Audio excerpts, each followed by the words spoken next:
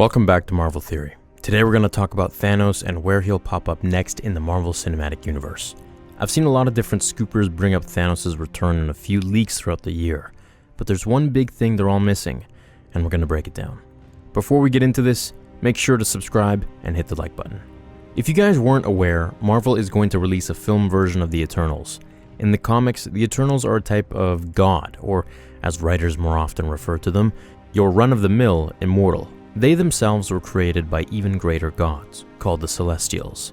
If you're a fan of the Guardians of the Galaxy, then you'll probably recognize the Celestials from that flick. They pop up a few times, but the most memorable moment was when the Collector was explaining the origins of the Power Stone, and showed an ancient Celestial wielding it with devastating force against an entire planet. Well, those giant armored space gods have a peculiar mission in Marvel Comics.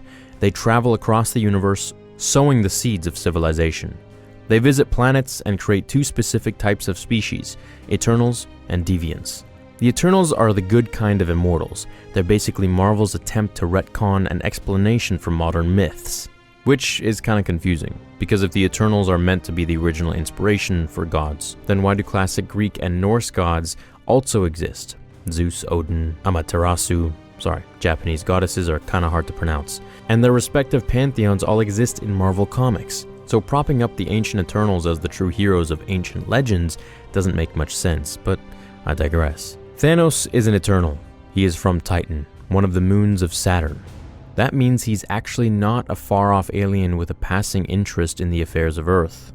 He's actually from our solar system, which, if you really think about it, makes him a distant cousin of Earth's own Eternals. Even more so since his mother was from the moon. But unlike other Eternals, Thanos was born with the deviant gene. He was hideous, covered in boils and thick purple skin.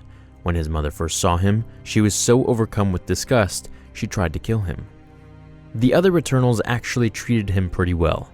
Growing up, he excelled in all subjects, but in his teenage years, curious about life and death, he began dissecting animals. Encouraged by a female peer, he went further, murdering his fellow Titans, searching for answers about life and existence. Now, the Eternals films will have a lot on its hands without dealing with the history of other Eternals outside of Earth, but like all films at Marvel Studios, this surely will not be a one-and-done flick. The Eternals are a new franchise, with several more films surely planned in its development. They'll cover thousands of years and dozens of characters, much like Guardians of the Galaxy bridged the gap to the cosmic Marvel Universe in the first 3 phases. I expect Eternals to serve as the same conduit for Phase 4 and beyond. And here's what everyone's missing. This is the one big thing that folks don't talk about in their theories about Thanos' return.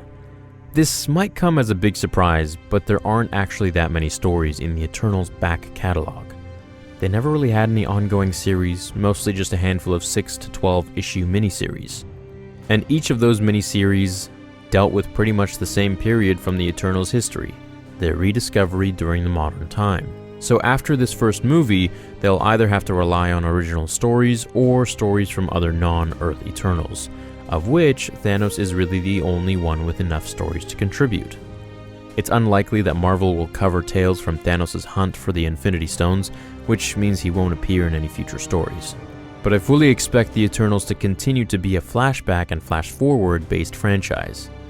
And Thanos' murderous escapades from the comics or his revolutionary position during the fall of Titan would make a great anchor for flashbacks in an Eternals sequel. We might even see a child of Thanos, perhaps Thane, come to the forefront. We could see Thanos' failures serve as a reminder as Thane matures into his own hero. What do you guys think? Do you want Thanos to return? Do you think it'll be a great way to continue the character? Or are you afraid he'll be overexposed? Let me know in the comments below, and I'll see you in the next video. Until then, remember, with great power comes great responsibility.